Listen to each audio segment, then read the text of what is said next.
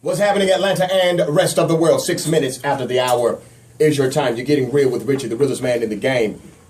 For those who know me, you know that I participate in a lot of mentoring programs as well as scholarship programs for our young people to make sure that they have a fighting chance in life. I'm very thankful that I benefited from mentorship from when I was a knucklehead to becoming now an ex-knucklehead on most days.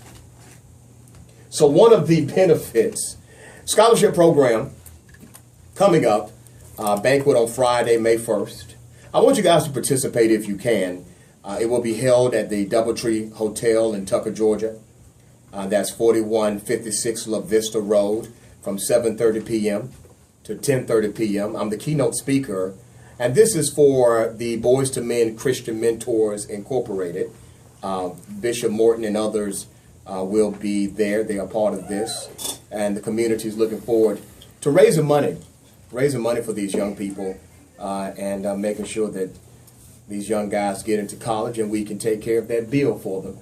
So participate. I have more information. If you want to call the guy who's organizing, his name is Chuck Jones, Deacon Chuck Jones, 404-640-4524, 404-640-4524. One more time, 404-640-4524. The ticket's only $35 per ticket. Going to a worthy cause, everything is 100% tax deductible. 404-892-2703. It is Make It Happen Monday. In the studio, good friend, no stranger, remarkable man of God, Dr. Joseph L. Williams. He's also the executive producer and writer of Color Struck, a thought-provoking documentary that traces the historic implications of race as a social construct in the United States, from its emergence during the 17th and 18th century to modern day. Color Struck explores the social, economic, and legal implications of race on ideologies, public policy, popular culture, and worldviews by some of the foremost authorities on race in modern day, as it charts the far-reaching implications of race in our society. Also, pastor of Salem Bible Church. You know him. What's up, preacher? What's good? The real Richie.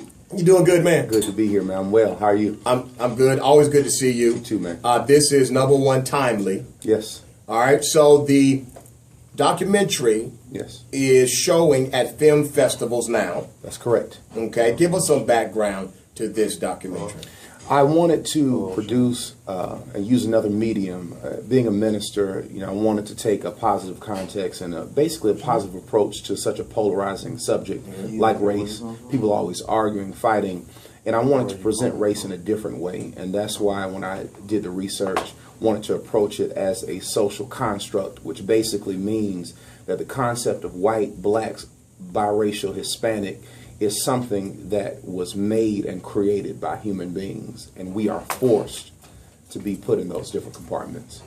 Have you found, and you interviewed some heavy hitters, have you found any pushback to this documentary? Because you are a pastor, you're in Atlanta, you have to deal with white people and black people alike. Have you found pushback from this project? Yes, I have, and I knew it wasn't going to be, I knew everyone wasn't going to receive it, but to be honest with you, a lot of our black brothers and sisters, older ones, don't want to release the concept of races.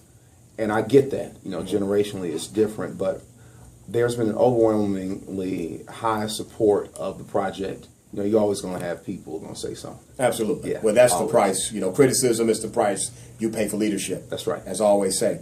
Tell us some of the people in the film.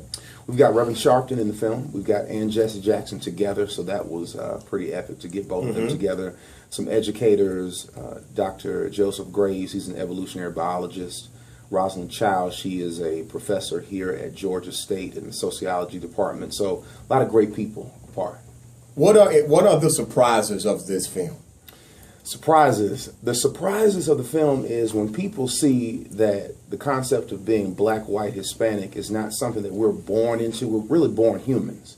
We're all on the same page in terms of how we're born, but we're basically placed in these different categories. And what it does is race is a caste.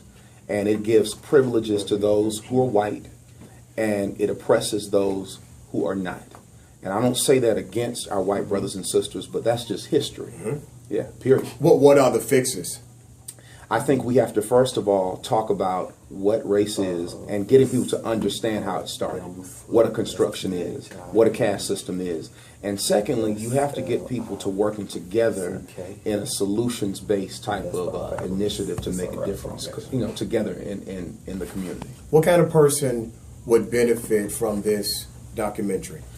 Any person who wants a new approach to dealing with a polarizing subject.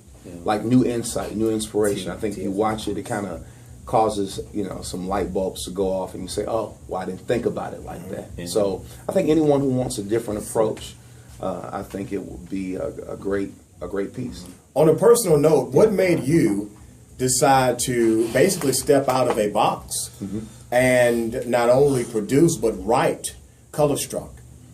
Well, I think to whom much is given, much is required, and I have a wonderful platform being the pastor of Salem Bible Church, working with my father, Jasper Williams Jr., and I wanted my ministry to transcend the walls of the church.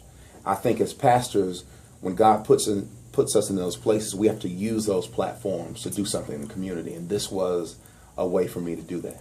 Do you feel that achievements such as President Barack Obama being elected president, and other milestones like having first African-American Attorney General, do you think those achievements are truly or a true reflection of us getting better at race relations, or they're not indicative at all? I think that's a great question. I think most people assume that we do live in a post-racial America when you see a brother in the White House, when you see all of these minorities, but I think racism and race relations is worse now, because it causes us to miss. Racism is coming so overt. It's coming so covert.